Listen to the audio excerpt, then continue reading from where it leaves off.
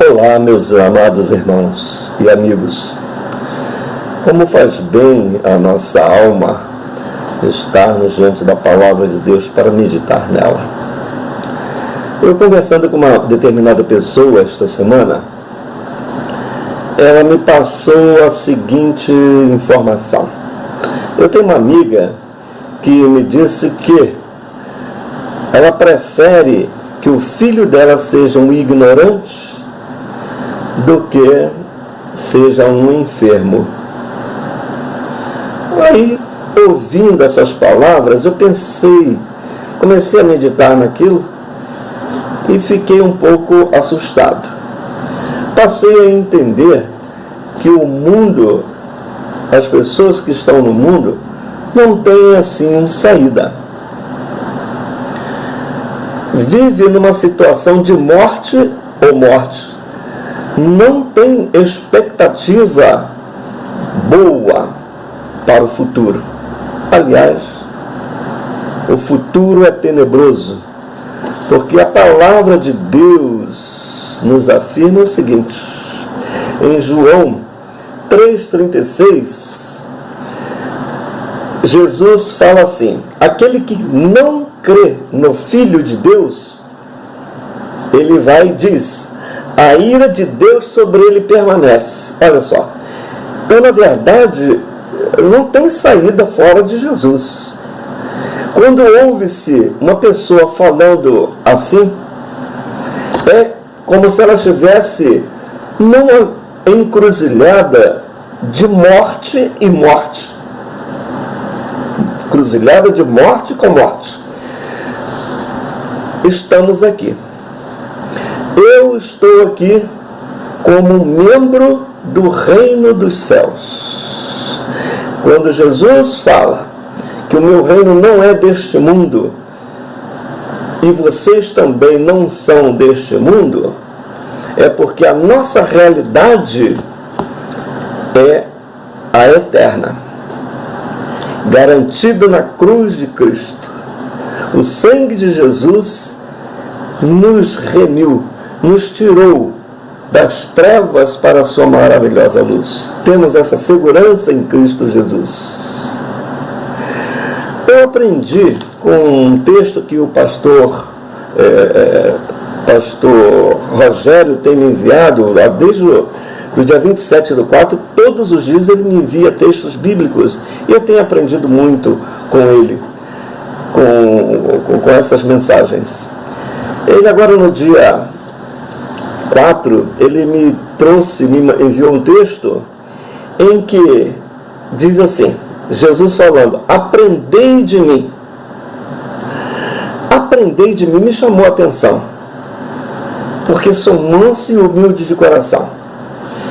Quando ouço as pessoas ao meu lado falando coisas como essa mulher falou, eu não tenho outra alternativa como cidadão do reino dos céus e que estou aqui neste mundo para fazer a vontade do Pai.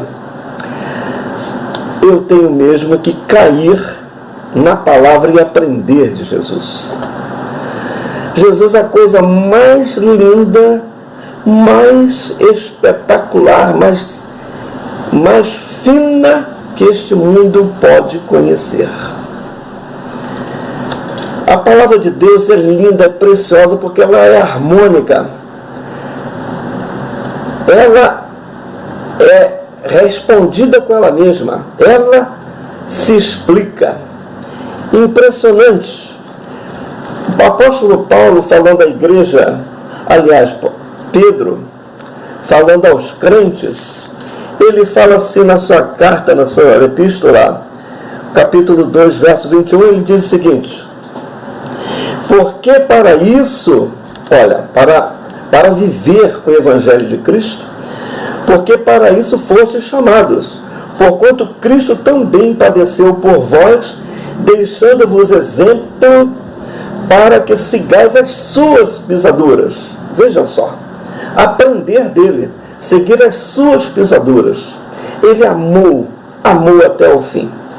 Então, quando deparamos aqui no nosso trânsito terreno com afirmações, com coisas tão terríveis como ouvimos, é somente buscar trazer para dentro do nosso coração a responsabilidade que o Senhor colocou sobre os nossos ombros, assim como fez com Paulo, de pregar o Evangelho a toda criatura. Temos essa missão. E o apóstolo Paulo, falando também aos Efésios, ele fala o seguinte, aos Filipenses, no seu capítulo 2, verso 15, ele fala o seguinte: para que vos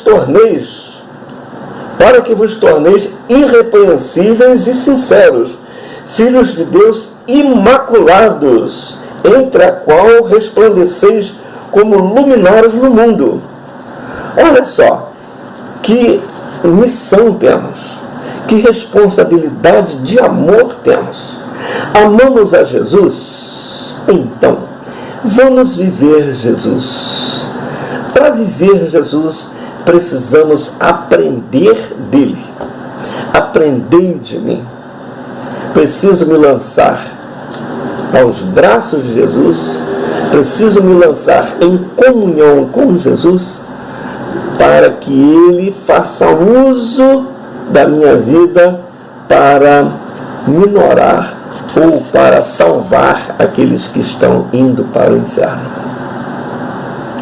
Que o Senhor abençoe o nosso coração, que o Senhor abençoe a nossa igreja, que nós tenhamos na palavra de Deus a nossa grande prioridade.